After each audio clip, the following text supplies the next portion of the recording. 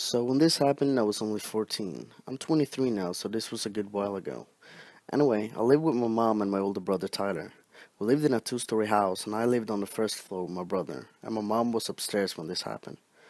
Tyler and I were playing a game of Truth or Dare. Being me, I chose Dare, and my dare was to go into the basement for 5 minutes. This was fine as I could turn the lights on and leave the door open. But he followed up with no lights, and he got to shut the door and lock it behind me. My heart sank, and me trying to look like I wasn't scared to do this, I agree.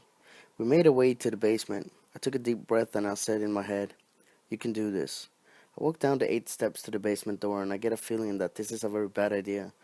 I of course ignore it and walk in. My brother shoves me in and slams the door, followed by the lock and him running back upstairs.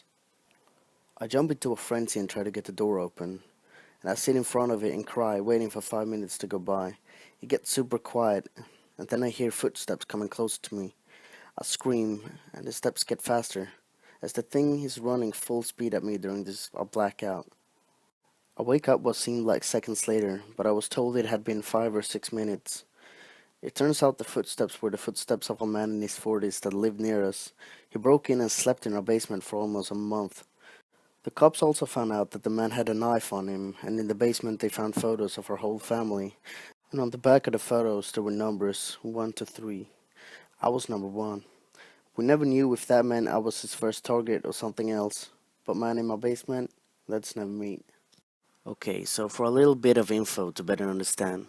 I live in a very large property. The house was cheaply built and pretty run down, so it was a good price for a growing family.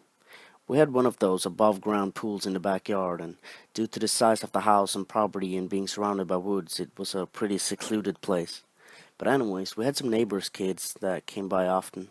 They were nice, I guess. Although the way the three of them always stuck so close to each other kind of weirded me out. So we were in the pool one day. It was hot out, and my parents and the neighbors' parents were in the front yard completely opposite of where the pool was at, talking about whatever it was adults talked about back then. Now, I at the time had two older siblings, one of which was my older sister, who was fiercely protective of me. Being her youngest and physically disabled sister, it made me feel good knowing she looked out for me. Continue with the rest of the story. My sister had gotten out of the pool for some snacks or drinks, or maybe she just had to pee, who knows. That left me and the three neighbor kids there, an older boy, maybe around 13, and two younger girls, probably between 8 to 10 at the time. I was just a happy-go-lucky 6-year-old at the time, so I didn't notice she left. I was just splashing around in my little pool, floaty, having a blast on such a hot summer day. The older boy, the one I never really spoke to because we just didn't have much in common, had swam by me and asked, "So where did your sister go?"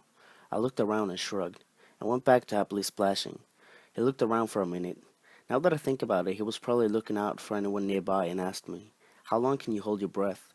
He knew I had very weak lungs due to a health problem, but I was such a naive and optimistic kid, so I replied, "Forever."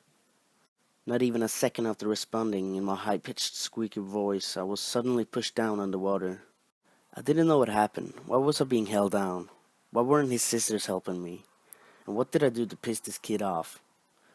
I struggled for a few seconds, kicking and desperately trying to get his hands off me, holding me down under, when all I see looking up is a huge splash. Suddenly, I'm above water. I'm choking and spitting out water, and I feel like I just might die. I try to gain composure and make sense of what all just happened in this short 30-second time frame, when I see my sister, who had apparently saw me struggling on her way back outside, and rushed to the pool and dived off the ladder to tackle the completely psychotic child who had just planned to drown me. After the whole ordeal is done, I remember my sister wrapping me in a towel and running me to my parents on the other side of the property. After that, things are kind of fuzzy. I think I went into shock. That was the last time those neighbors ever came over.